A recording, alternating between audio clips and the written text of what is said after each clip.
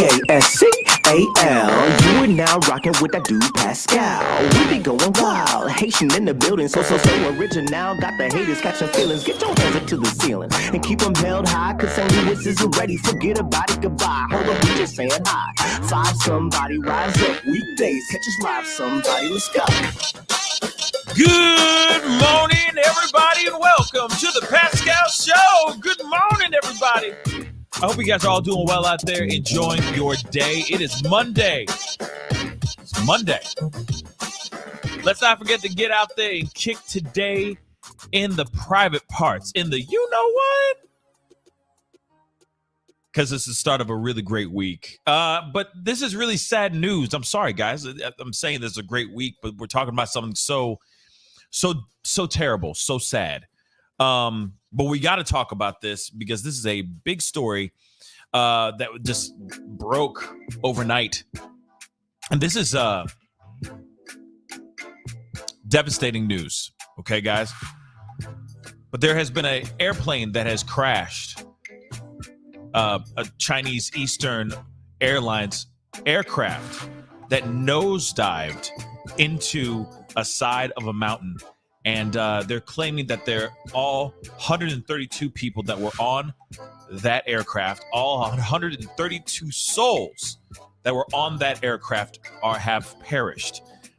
Of course, we got to talk about this. We got to get into it because I want to know what could have possibly have happened. How did this happen? How did this happen, y'all? We got some footage. We got some news clips and all that stuff we got to look at. I mean, like I said, this is really sad. Really, really sad. But I am happy to be back with you guys to chop it up with you guys.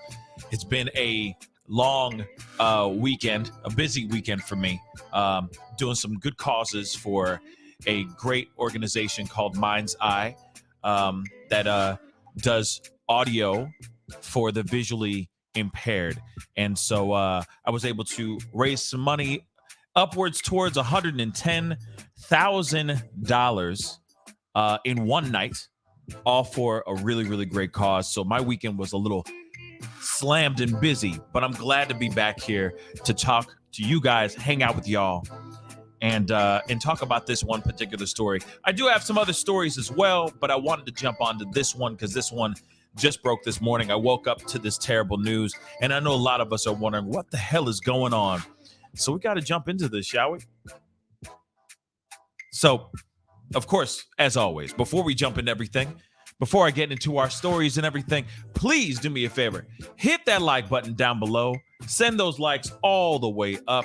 Please do not forget to hit that subscribe button. All right. And if you already are a subscriber to this channel, please go check out my merch store. It's down below, teespring.com/the Pascal Show merch. That would really be appreciated. Or, join on the jump on the membership and become a family membership. Or you can hit that Patreon and get some behind the scenes of this new build out to this studio that I'm putting together right now. But anyway, and all the other stuff that I'm involved with outside of this purple ass room. Anyway, guys, we got to jump into some stories, y'all. We got to get into this. And you guys have already heard. They're saying that 132 souls have been claimed from this devastating crash. And there's some footage out here that is mind-blowing, where they are showing this plane taking a nosedive. It's just drops straight down from the sky. It doesn't glide down. It doesn't do its thing. It just drops like a sack of rocks into a side of a mountain. It is absolutely insane. We got some articles and all that, which I want to get into here because, yeah, this is very, I think for a lot of us, we're all scratching our heads and wondering, how did this happen? How did this bloody happen? So let me pull up this article for you guys real quick. I mean, along with everything else that we have, along with everything else we have going on in the world, right? Where the gas prices are going sky high. We already dealing with some crazy stuff with Ukraine and Russia. They're already sitting there saying that there's a possibility of us stepping into, or at least they It all depends on if America wants to jump into the fight or not. But they're talking about a possible walking into WW3. And now we have this. This is terrible, guys. This is the reason why I get scared. I'm not the biggest fan of flying. I know if you guys have watched this show, you know that I'm not a fan of flying, and it's because of things like this. Okay, I do have a still. I'll show it to you guys here in a second. It's on the thumbnail, but I want to show you guys the nosedive. It's insane. But let's take a look at this article. So MU 5735's 2-minute death plunge. Boeing 737 went into a sudden, terrifying 350 mile per hour dive and smashed into a mountainside in China, killing all 132 people on board. Now, some people have said in articles 400 miles per hour. I mean, it doesn't matter. A nosedive from thousands of feet in the air, it's still bad. It doesn't matter the miles per hour. It's still going to end up deadly. It's still going to end up messy, right? So, hold on. Let me get this here. And of course, there's a lot of cities and names, in China that I do not know how to pronounce. So if I destroy these cities, there's no disrespect to anyone. All right. My thoughts and prayers go to every single last person that was lost on this plane crash. But let's get into this article, shall we? So Boeing 737 that plummeted 30,000 feet to the ground and burst into flames in China, killing all 132 on board, suffered a catastrophic loss of control event and plunged to the ground at 350 miles per hour in a 2-minute death spiral, experts have warned. Now, this is the thing that's very strange to me, okay? I'm just going to say this. So you're telling me loss of control event. So you're up there 30,000 plus feet in the air, and then all of a sudden, pilots can't fly. Pilots can't pilot no more the damn plane. Then suddenly, plane just goes for a nosedive? Goes straight down. I'm serious. You know what? Let me just show you guys the photo. Let me show you guys the photo. I think that's the best way to do this. So you guys can get an idea of what I'm talking about here. It's kind of a what? It's hard to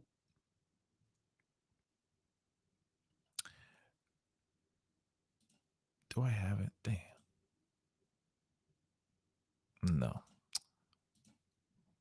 Sorry, guys. 1 second. Let me see if I can just. I thought I had it, and then it lies to me.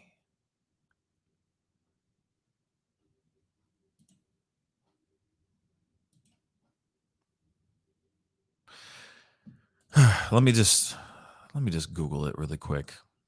That's so frustrating. That is so frustrating. 1 second. Because it's insane. It's insane to think that this is even a real thing that we are seeing and we're witnessing right now. Now, I'm going to show you guys this. Like I said, this may trigger some of you or make any of you guys feel some type of way. So viewer discretion is advised. But this is literally what they have shown us.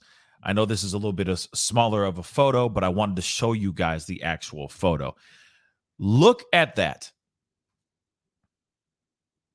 So they're saying, I'm going to go back to the article here in a second, but it said loss of control event. So suddenly, loss of control event causes the plane to go straight down.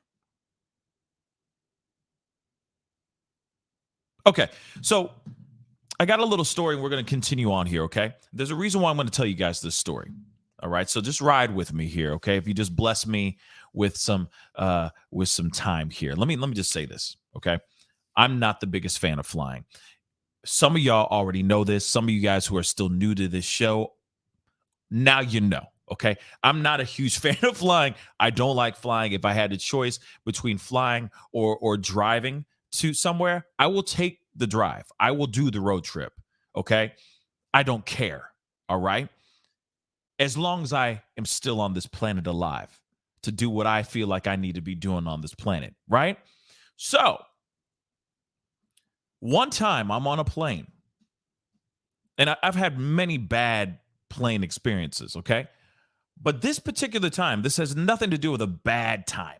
Okay. I'm just on this plane. I'm hanging out and I'm sitting right next to a pilot. Well, you might be going, "Hey, Pascal, how did you know it was a pilot?" Well, because the dude was in full on gear. I mean, he was full head to toe. He had the pilot wings, he had everything. Okay. So I turned over to him, got to know him. We got to chop it up a little bit. He was very kind. And I asked him some things about flying because we're about to take off, or actually, we're in the middle of like getting to our altitude. And you know how it is. It just kind of does this thing and it's a little bit of turbulence and you just feel really uncomfortable. So as I'm talking to him because I'm trying to find a reason to kind of calm down because my anxiety was at like a shoot, man. On a scale of 1 to 10, it was at a 300. Okay. Because I don't like flying. So I turned to him and I started asking him about just planes in general. What was his worst time? What was the hardest time he's ever flown? So on and so forth. He tells me a whole bunch of stuff. And it really calms me. Like it was really dope. But one thing that he did say to me is that there are things that it's almost impossible for a plane to do. Like this. He said it's almost impossible for a plane to do this. If controls go out of whack, if something happens internally, like the computer fries out of nowhere mid-flight, there is no way that a plane would go straight down like that, like a sack of rocks. Okay. That's the reason why I'm telling you guys this little anecdote or this little side story of this conversation with this pilot. Because he was like, yo, the wings would have to, the only way that the wings would even, like, let's just say a wing snapped off, right? The wings would have to bend beyond a 90-degree angle for them to successfully rip off. Like there would have to be some catastrophic, insane amount of force to cause that plane to either lose a wing or to nosedive. So even so, a plane is engineered to glide. So even if the plane was going down, it would go down like this. It'd go down like this. Not straight down. That's insane. So how did this plane do this? And I know it's really small on your screen, but I'm just saying, how in the world did this plane do that? In fact, let me see if I can download this photo right quick. Hopefully it'll be nice to me. Dag nabbit. Let me see if I can find another one that's good. They are not being my friend. What's going on here, man? Nope.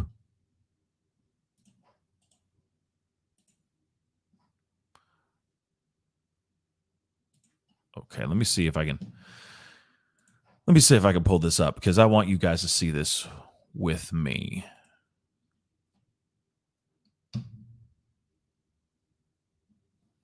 What?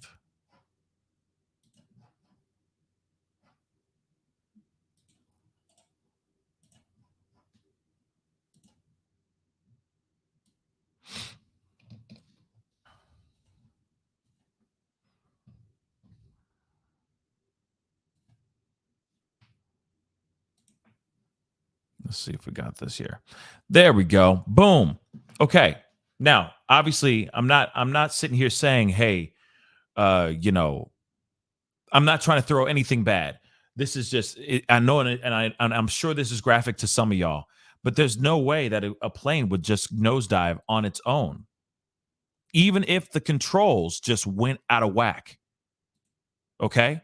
That's what I'm trying to say here. It's almost impossible for something like this to happen. You'd literally have to have somebody on the controls pointing that thing down. Literally.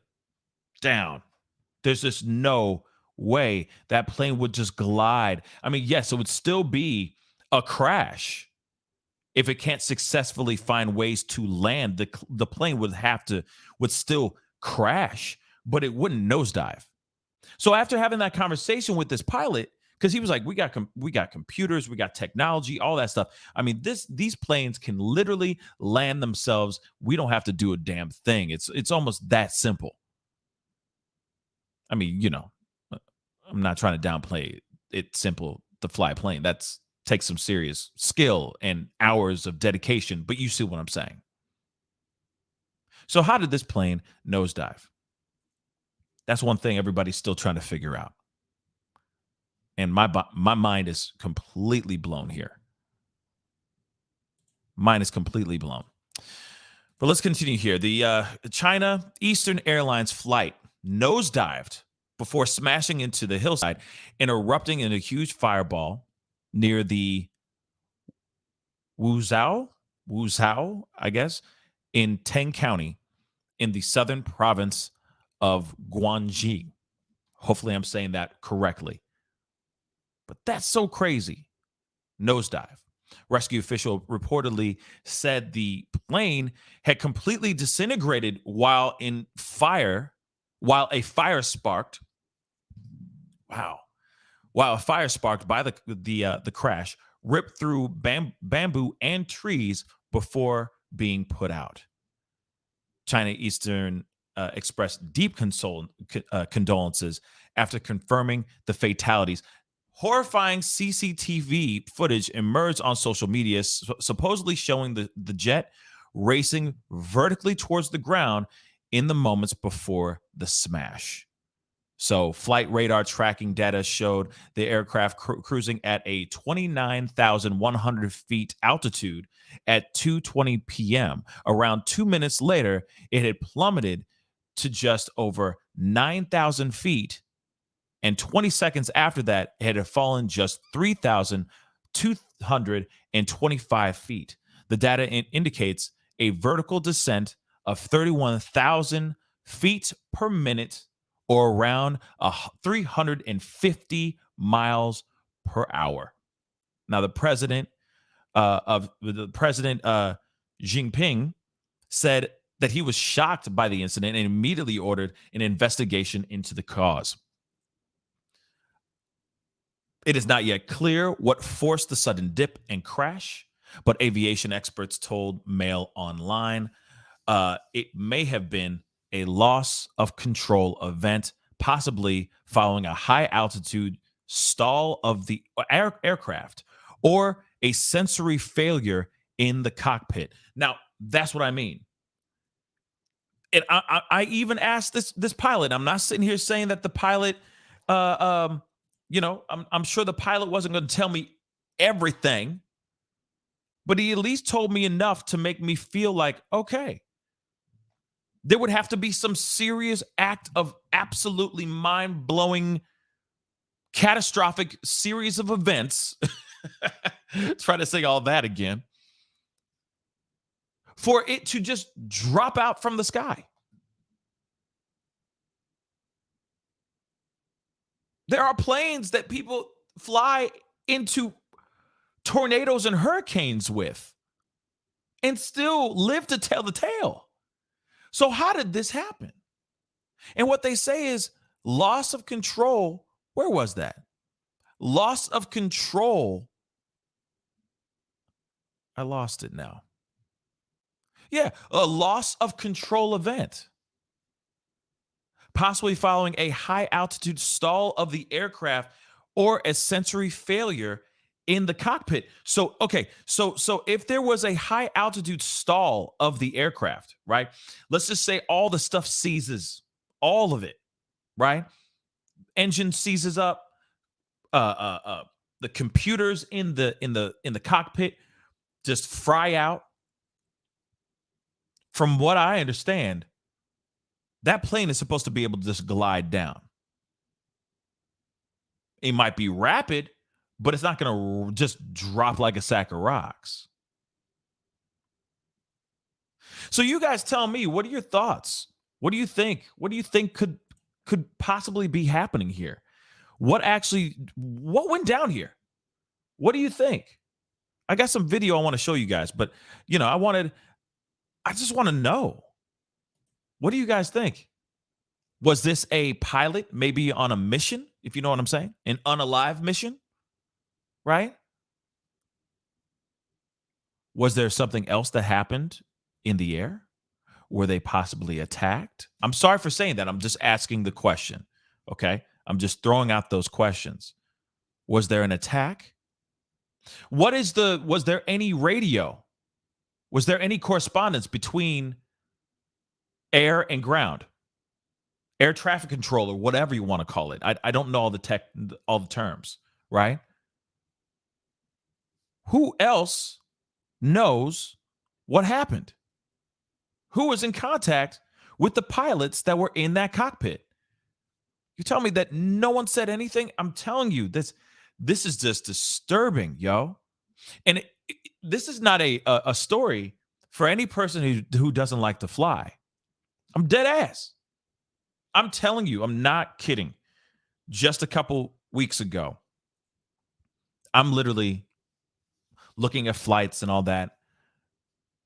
And the funny thing is like weeks before that, I'm hearing about airplanes, helicopters dropping from the sky, all kinds of stuff. And I'm going, nope. I'm not flying. I'm not flying. I had to go off to a wedding.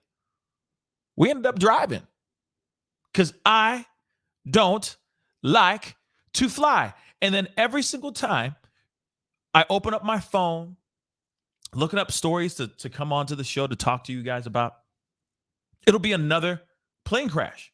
It might be a Cessna and all that, and it's still devastating because that's still a life lost or a couple lives lost, but it's still an aircraft that was in the sky that said it was going to go down back on the ground in one piece, and it doesn't. It's just crazy to me. Absolutely crazy. And when you actually hear from a pilot and a pilot actually explains to you, hey, there's nothing to worry. I need a hot air balloon. Get out of here, Zozo Bob. But yeah, I don't mess with it. I just don't. Just saying. And then all of a sudden, you see something like this. You hear pilots sit there and say, "No, there's no way these kind of things do happen. There's no way that these can happen." And then you see something like this. This is wild, but it makes you wonder what else happened. If mechanically the plane is supposed to glide without any issues, right? Just glide. If they have issues or anything of that sort, why did it drop nosedive like that? But please keep the comments going down below. Let me know what you think on this, because I would love to know. I need to pull up this video real quick. Kind of explains a little bit more of what's going on here. Boeing 737 plane operated by China Eastern Airlines has crashed with 133 people on board in China's southwestern province of Guangxi. Bloomberg Airlines reporter Sid Phillip joins us now to tell us what we know. And Sid, maybe a little on the history of the 737 as well, because those are numbers that pop up ominously. Sure, morning. So yes, the information is still pretty scarce at the moment, but we do know that China Eastern Flight MU 5735 that was traveling from Kunming to Guangzhou, and we see that radar tracking data showing that the plane taking a steep descent. And the China Aviation Administration has said there's about 123 passengers and 9 crew members on board. We don't know yet about casualties or injuries, if any. And this is obviously the 737 NG. This is not the 737 MAX, which was involved in those two high-profile crashes that led to its grounding. But this is the previous model, and it is one of the safest jetliners in the world. And through 2018, there's been about 8 fatal crashes for the model. So this is pretty early at the moment, and we'll sort of keep you informed as we get more and more on it. Conventional. They say it's the safest airline, the safest type of plane out there, so on and so forth. And for me, it's, I'll say it over and over again. It doesn't calm me, but at the same time, maybe it calms a lot of y'all. I know some of y'all are sitting here saying driving is more dangerous than flying, but it does give you some sense of control. I feel you on that. Yes, I prefer driving for right now, unless I got to go to Italy or something like that. If I got to go overseas, I will fly. Of course, I have no other choice, right? But when it comes to these kind of stories, it scares you. It's scary. Flying is scary for me. And I know it's scary for a lot of people, right? But this kind of stuff, this is just terrifying. And this is devastating as well. And mysterious. Of course, like, there was the other plane that just disappeared out of the thin blue sky. Just disappeared. I forgot what I forgot where they were flying to and all that, but that's crazy that they took off and they were nowhere. They're nowhere to be found, right? And of course, there have been stories and speculation, and people are still investigating into this mysterious disappearance of a flight. But at the same time, it's just interesting. And it makes you wonder what actually, yes, the MH370. Yes. Thank you. Thank you, Phoenix J. Thank you so much. Thank you. But it does make you wonder what actually happened mid-flight. What happened at the 29,920 feet in the air that caused them to drop? And of course, we're going to continue to wonder that. And of course, we're going to find out more information as time goes on. But it just makes you wonder what's going on. It's just sad, y'all. It's just really, really sad. And my thoughts and prayers go to to every single person that lost a loved one on that flight. 132 people perished on that flight. And they had no control over their destiny, at least the passengers. So hopefully they'll look into what's going on here, right? And we'll find out more information as far as like what actually happened here. It's just crazy. What actually happened here, man?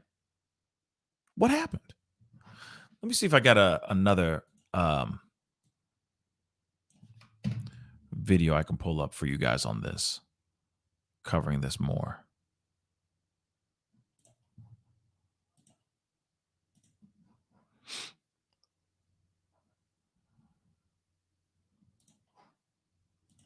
Pull this one up here too.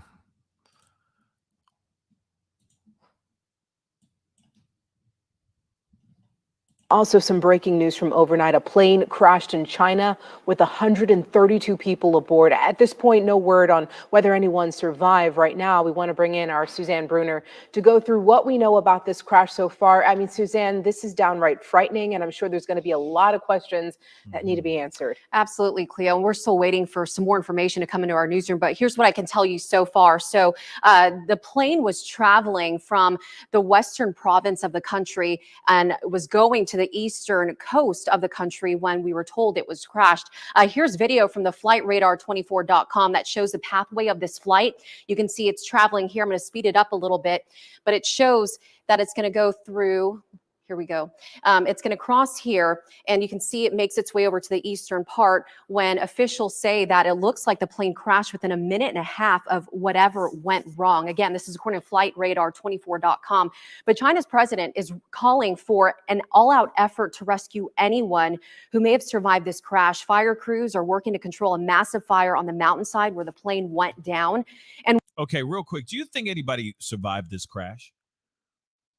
I mean, I appreciate what the president is doing, right? I appreciate him saying, hey, we are going to exhaust every effort to find any survivor. But do you really think there are any survivors of this crash? It plummeted from 30 something thousand feet. I'm rounding up, obviously, at 350 miles an hour nosedive. That's what I want to know, Carter. How could anyone survive? And one organization reports more than 100 rescuers have already arrived to help, and hundreds more are on the way. Again, a lot of people are asking, what kind of airplane was this? Well, we can tell you that this plane was a Boeing 737-800. This was not a Boeing 737 MAX. Now, I understand that apparently, correct me if I'm wrong, but I think there was a lot of recalls and a lot of 737 Maxes were actually grounded for a long time because they had a lot of technical issues. So it's not, she's saying it's not the 737 Max that was having all the technical issues. It's the other 737-800 that they say is very, like, one of their safest airlines, or one of their safest airplanes out here.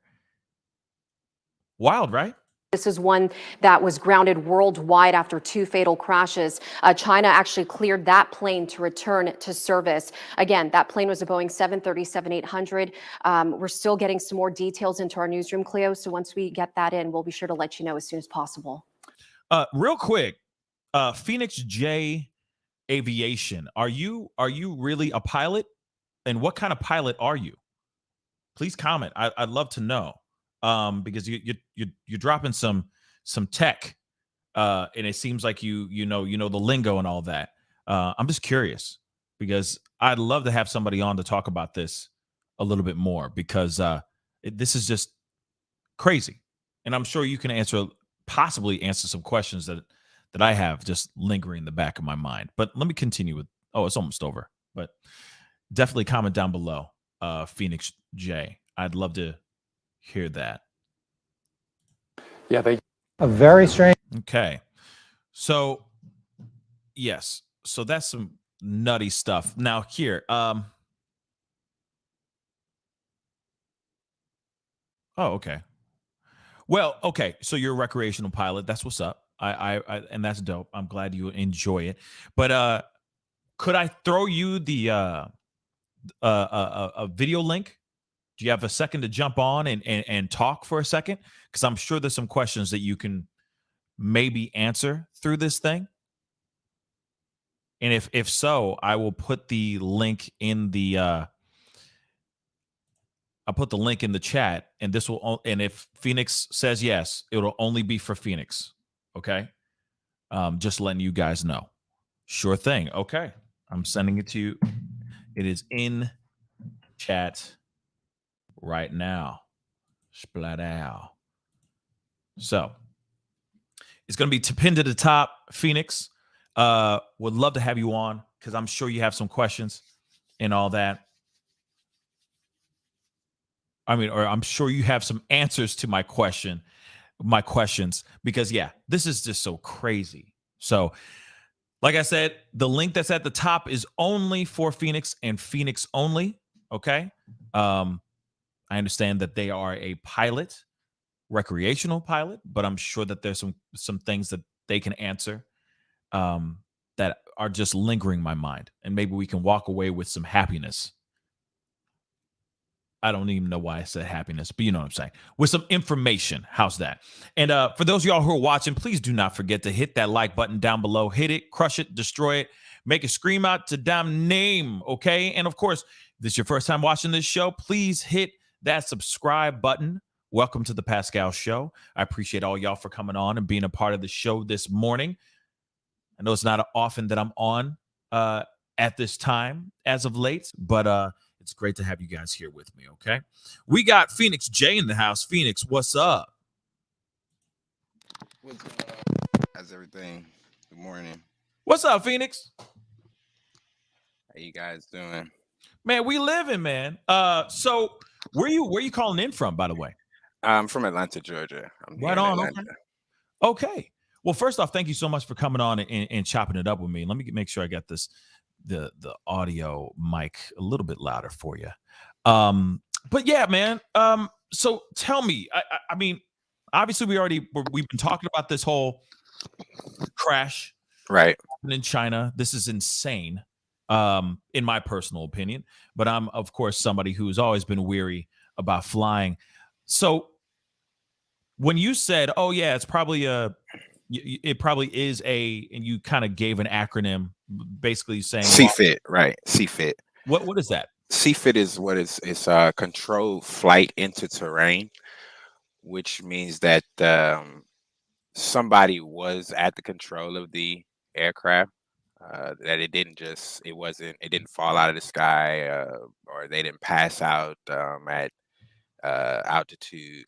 Um, but most of the accidents that uh, end up in mountainous terrains, after the investigations come about, at least with most of the ones that I've read with the NTSB, they're usually they conclude to control flight, something that the pilot has done to steer the aircraft into the terrain. Mhm. And situational awareness is a key thing, um, as well with most of these crashes. Well, when you say situational awareness, do you mind elaborating a little bit on that? So a lot of times these guys get, and we'll find out. We're just speculating for the most part, but a lot of time, these guys go. Uh, they get onto these aircrafts. They're comfortable with the route. They know the route. They know the procedure. They just kind of, it's almost second nature, right? And so what happens is they succumb to a lot of things, or they're okay. Well, there's a master caution sign. All Mhm. right. Well, usually we know that master cautions will show up for a number of reasons, and a lot of times they'll disregard that because they'll go, "Oh, okay. Well, this is just this," or it may just be a hydraulic pump that we just need to switch on, or something that may not be uh, a large factor at the time Mhm. that later on becomes could be the potential fatal issue, right? Or the fatal malfunction. And they become complacent. And so the situational awareness in the cockpit dwindles, especially with older guys that have been in the industry for some years. They become complacent. And so the situational awareness diminishes greatly because they feel like, I know the job. I've done this every day for 30, 40 years until Interesting. something happens. So because of their own complacency, cockiness, I'm sorry, In a lot of ways. In a lot of ways. because they're like, I've flown it before. It's fine. Right, right. Okay. So then tell me, how does a 737 nosedive from 30,000 feet? How does that nosedive happen? Because am I correct when I say like a plane is I mean, unless the wings are clipped from the body of the plane, it's almost impossible for a plane to nosedive unmanned. Am I correct with that, or am I wrong? Because it would just glide down, right? It would be Yes flat. and no. Yes and no. There are two different answers to this. Okay, speak on, man. All right. So yeah, you're absolutely right. If the wings sheared off of the aircraft, of course, it's coming straight down, right? Right. Um, in order for the aircraft to glide, there has to be some type of controlled input. And I don't want to get too deep into a whole lot of technicalities, but Right. when you're on So, your, yeah. Felix, if you don't, I'm sorry, I don't mean to interrupt you, but so you're saying, just really quick for us laymen's, right? Mhm. You don't have to go into technical stuff, but you're telling us that there would have to be a whole bunch of buttons and stuff pushed to No, make sure, or like, the taking I forgot what it's called, the yoke. the yoke, and making sure it is, pointed in a specific way type of Absolutely. deal. Absolutely. So in order for this plane, if you lose your engines, you are even, and we practice this even in our Cessnas, and it says I fly the 172, and we do a procedure called an engine failure, an engine loss procedure, and what it allows you to do is to assess the issue of what's going on. But we have an acronym that we use is aviate, navigate, and communicate. And what that means is you fly at all costs, fly the plane. Whatever else is going on, you don't fidget with the autopilot, you don't fidget with talking with ATC. You're not, what you're doing is making sure that you have control of that aircraft. And Gotcha. if you do not have control of that aircraft, nothing else matters. Nothing else matters. Damn And right. so with that, right, but with that being the case, Yeah. yeah, there has to be some type of rudder input. There has to be some type of yoke input in order to keep the plane level. Mm-hmm. Because if you let the yoke go, the nose will pitch over and it'll fall. It will fall nose down. So that's why I say yes and no to your question. Yes Okay. and no to your question. Got Also, weight is a factor. Weight can be a factor. If and I don't know what the weight characteristics were on this particular flight, but if the cargo was loaded incorrectly, we've had several accidents where cargo has been loaded um above the center of gravity for the aircraft. And so all of these things that they play a crucial part when you're in the sky. So a 737 is not unimaginable that a 737 would nosedive. However, unless these guys suffered from hypoxia, I still don't even know.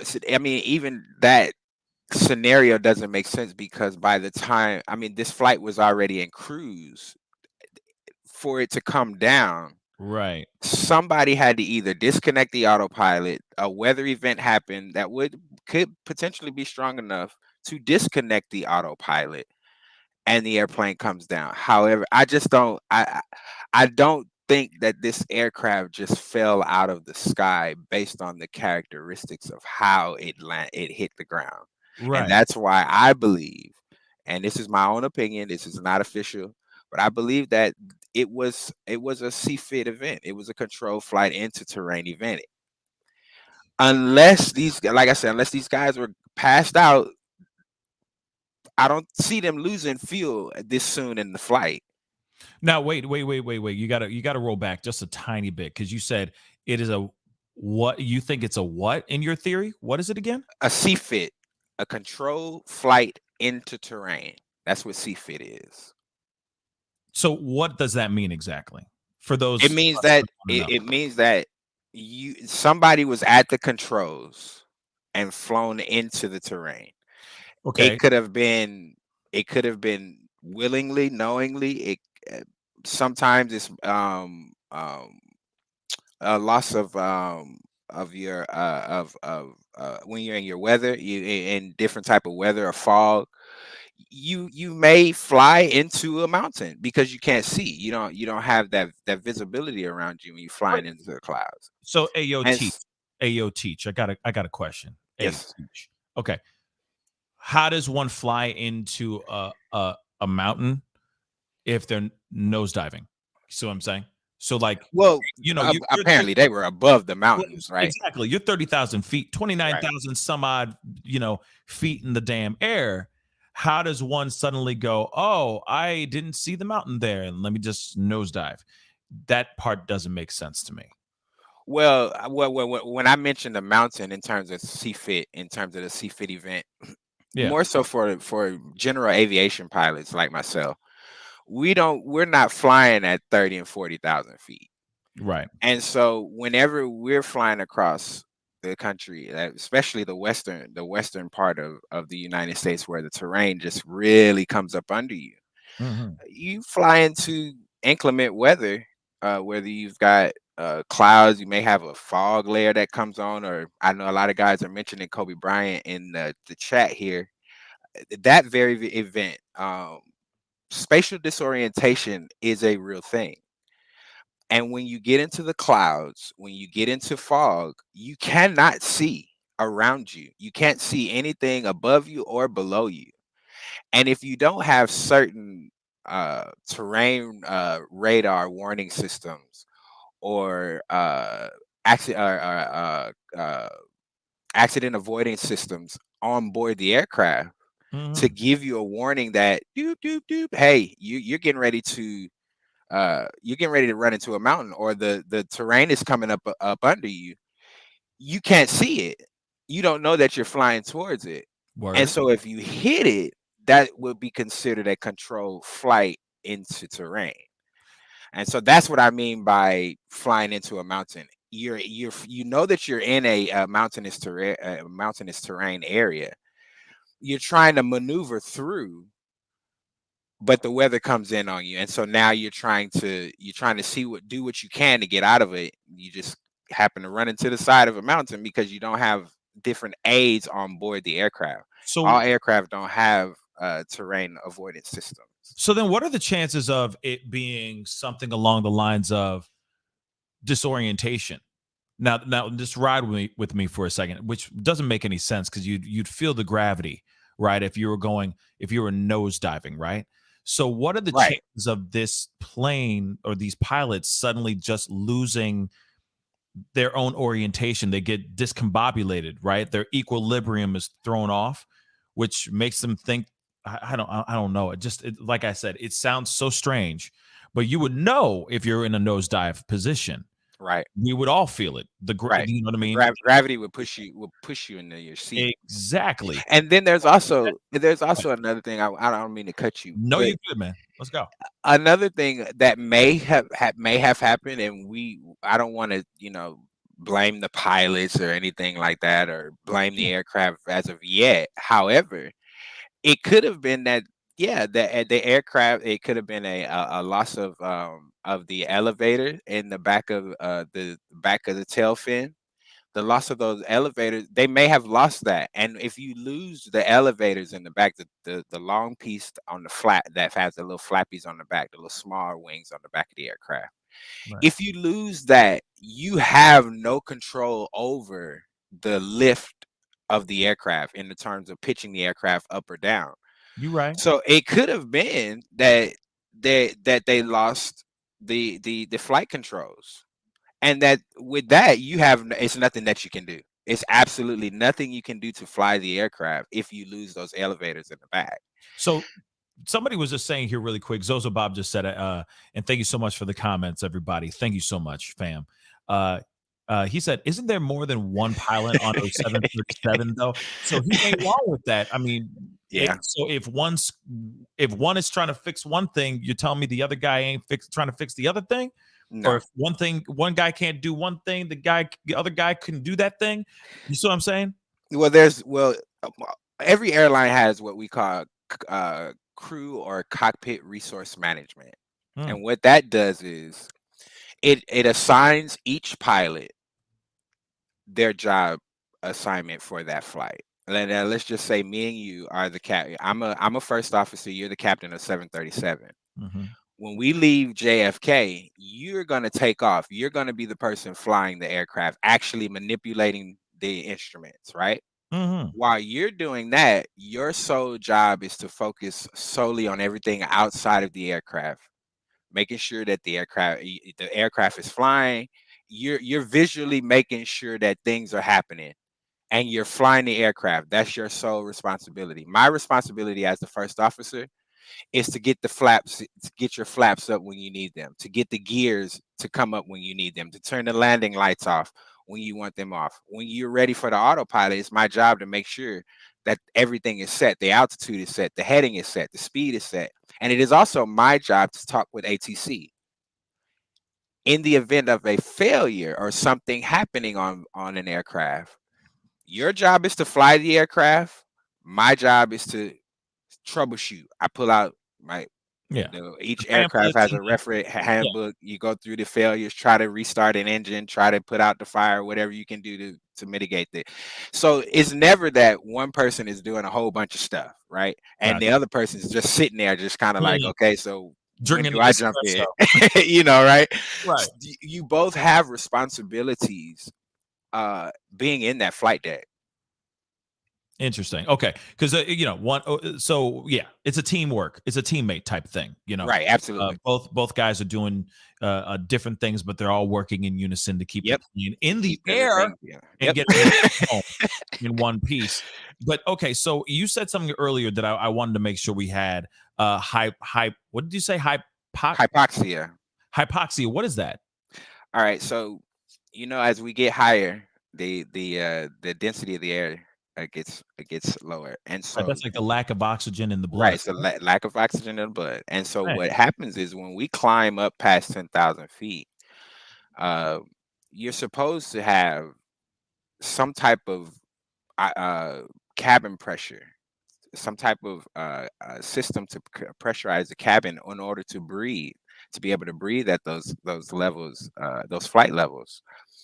And so there could possibly be a loss of cabin pressure, which if there was a loss of cabin pressure, they would get all kind of they'll get this blaring alarm in the flight deck, and it would let them know that they don't have the cabin's not pressurized. At that point, they would need to descend rapidly down to 10,000 feet. Let air traffic control know, hey, we don't have any oxygen up here and we're going down. What also would happen is the oxygen mask would fall out of the overheads. Yes. That would automatically happen when that goes off. And that would allow people to breathe until they got down to altitude, to breathable air. And so that could have been a possibility where they may have lost the cabin pressure. That auto warning may not have went off. And they're just flying along until all of a sudden you pass out. And at that point, but see, my only issue with that theory is, and I'm kind of like, kind of checking them off myself as I create them, right? Of course. Is if there was a loss of oxygen at cruise altitude, that airplane would have flown well past its destination before it crashed, because it would have had to burn out whatever fuel was left in the aircraft before it came down. Right. Or the loss of something. Right. Or run into something. Right. Right. Yeah. But to lose oxygen at that altitude and then the aircraft nosedives down, that doesn't make sense. Unless the pilots passed out and fell on the, fell on the yoke. Fell forward. Yeah. Fell forward. It's a possibility, because that could be it too. Yeah, most airline pilots most of the guys that I know and I talk to, when they get to cruise altitude, or mostly after, they've got the autopilot on after 10,000 feet, they will unlatch their shoulder seat belts and they'll just have the waist belt connected. And so it could be a possibility that they lost the oxygen there, and one of the guys fell forward on the yoke and forced the aircraft down. That's dead weight. That's dead body weight, right? That's dead body weight, Yeah, but I've seen plenty Mission Impossible movies. You know what I'm saying? Yeah, I'll play that idea in my head all day long. Or maybe the pilot passed out, fell on the yoke, and it pushed the plane forward and just went down. But there was, I don't know. It just seems weird that anything that could have been a warning sign, or any alarms or bells, whistles, whatever they have in there, just going nothing like that went. Like the possibility of that not happening, and then this plane just going straight down, like I've said before, like a sack of rocks, is still just kind of. I'm still having a hard time wrapping my mind around it, right? Absolutely. Unless it was manned. If it was manned, like if somebody just literally took the yoke and just shoved it down and said, F it, we're going down, that's one way I could see it actually that makes sense in my mind. But for it to just suddenly go, I feel like not flying anymore and just drop like that Yeah. seems strange. Well, I mean, something happened. You said like the tail, maybe the tail malfunctioned or something like that, and pointed it down, which is possible too. But can't they manually fight that back? Can't they? It depends on how catastrophic the malfunction is. If they've lost complete input to those elevators, there's nothing that they can do. They can push, they can pull the throttles back.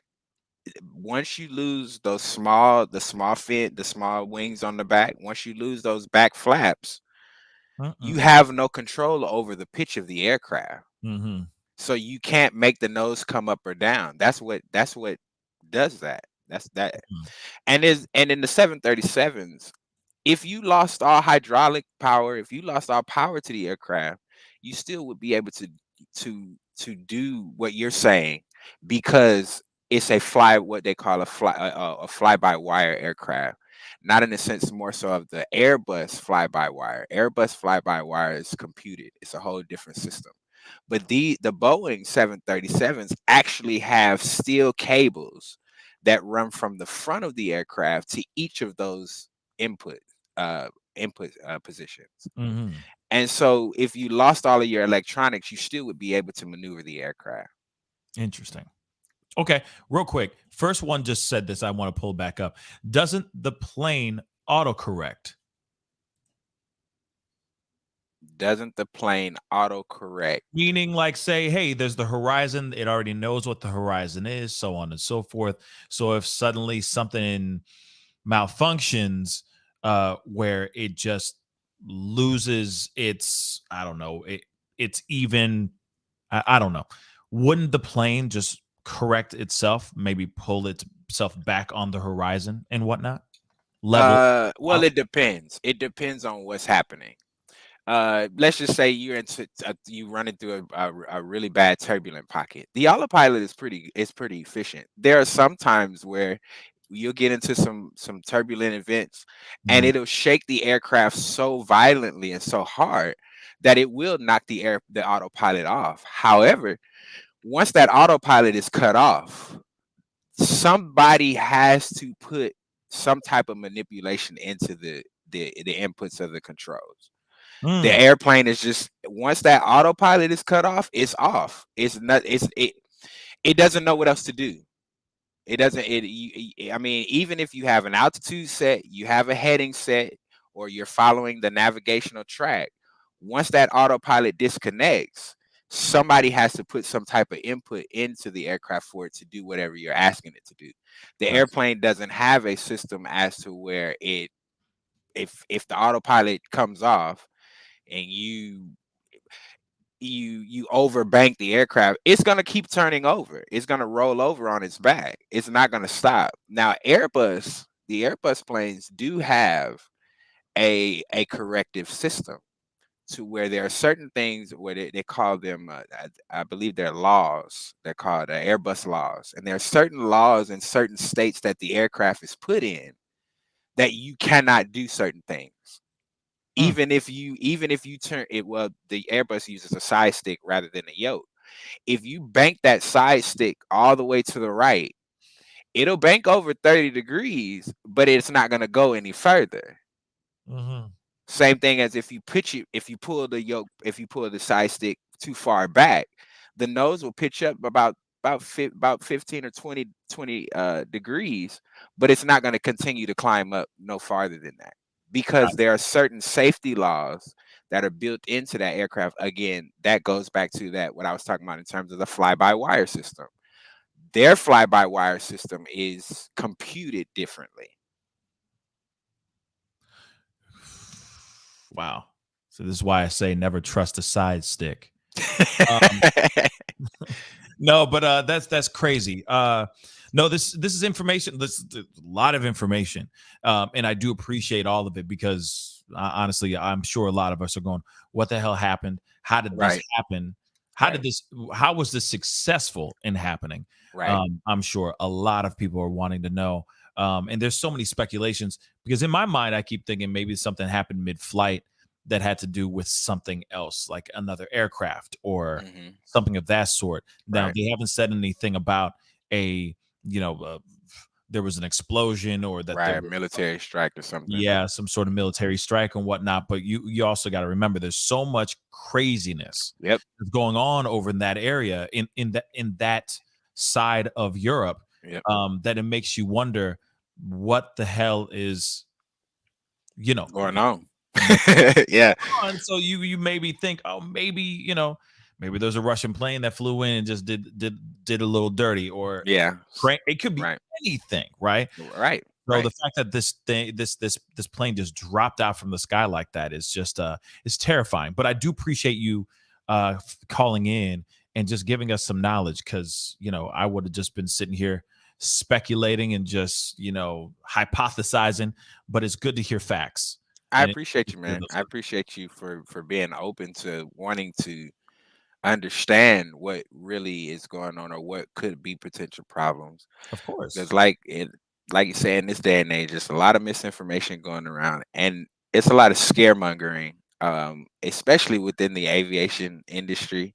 Because lately we have seen a lot of events where aircraft are coming out of the sky. Um, but I would admonish your followers and people that are want to know what's going on. Check out the NTSB's website. Mostly every aircraft accident that happened in the United States, and some that happen overseas that include American aircraft, American made aircraft. So the Yeah. Boeing, the NTSB, I assume, will be a part of this investigation as well because it's a Boeing aircraft.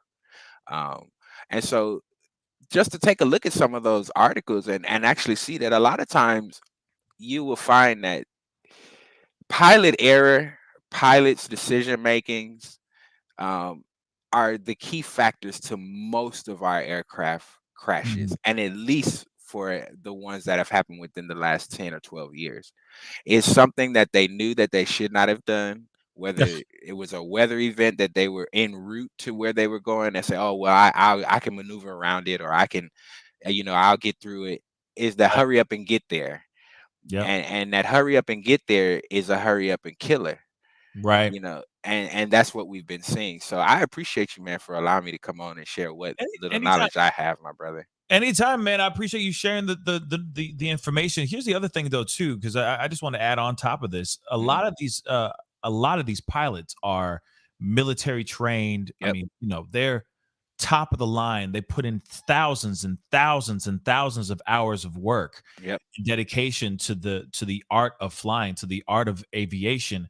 And I commend every single last one of them. But sometimes they go, well, I've flown through worse, Right. or I've Absolutely. landed in a And worse worse. situation. Like, Mhm. I landed with this much room, and this is a cakewalk. And then they Mhm. go take that plane that is not military grade, and Mhm. they throw it up 30,000 feet in the air, and then all of a sudden, ish hits the fan, and then they don't have the things that maybe the military grade aircraft could have done, that they can't do with this passenger type of, you know what I mean, this civilian type of aircraft. I mean, that's just something I've thought in my mind too, of the what you said in the very beginning, the complacency of it. Right. Right.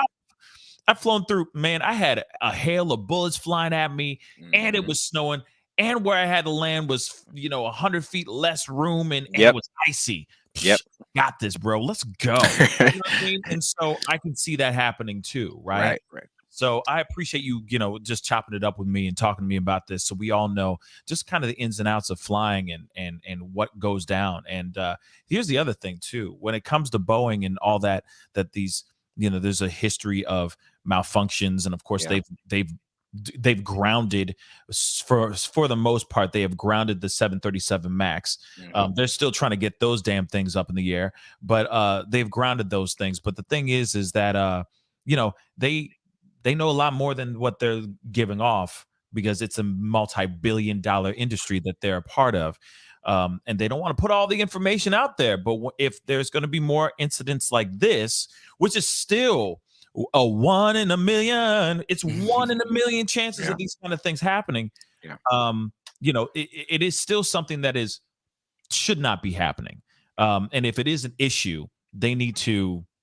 They really do need to get into this situation and figure out what the glitches are, what the problems are, so we don't have hundreds of other precious souls on this planet being lost because of a malfunction, right? If it is a malfunction, it could be a disgruntled pilot. It could be that too. Right. No, once we get the black box recordings and, of course, the correspondence between flight data recorders and flight data recorders, exactly. Thank you for the tech.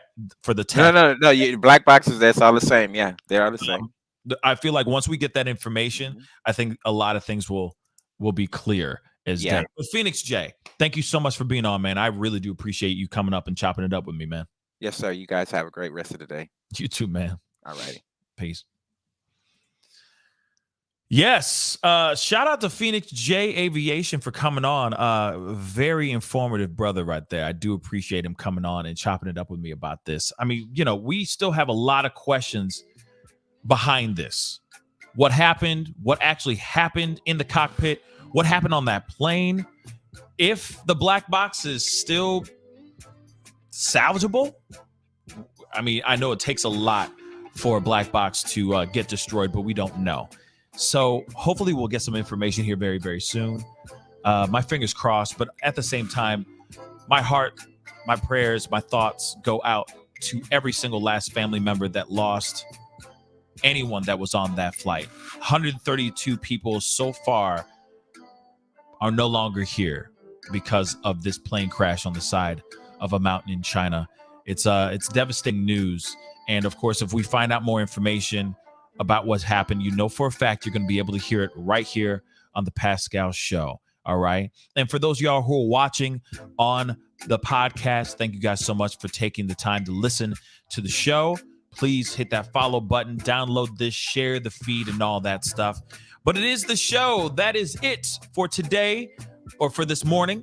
Okay, if there's more information, I'm going to be jumping on and chopping it up with all y'all, giving you guys the facts and the news. But please, before you head off, do not forget to hit that like button down below. All right, send those likes all the way past 200 likes before you leave. That would really mean a lot. And of course, do not forget to hit that subscribe button. Again, I do have my podcast version that is on all major podcast streaming sites. So Apple Podcasts, Spotify, all those other spots, okay? Please go find the Pascal Show podcast. It'd be great to have you listening over there as well.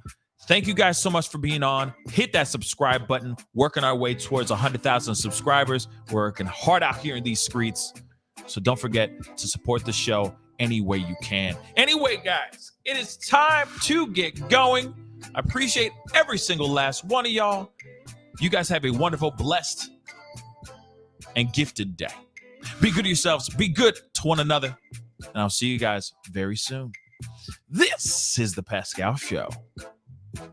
Bye.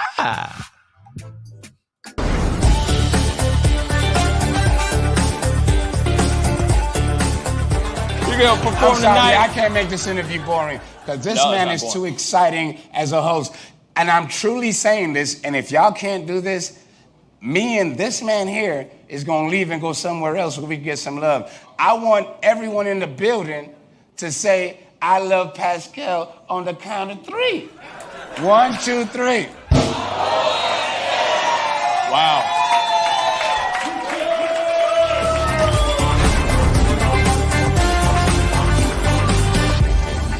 Homeowners and property managers, if you're looking for effective and humane ways to remove wild animals and deal with the damage that they have caused, we have good news for you. Introducing Wildlife Command Center.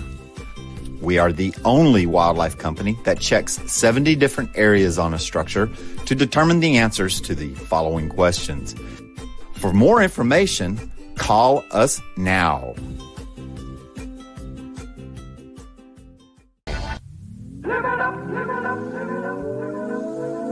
The Fur and Leather Center, providing the highest of fur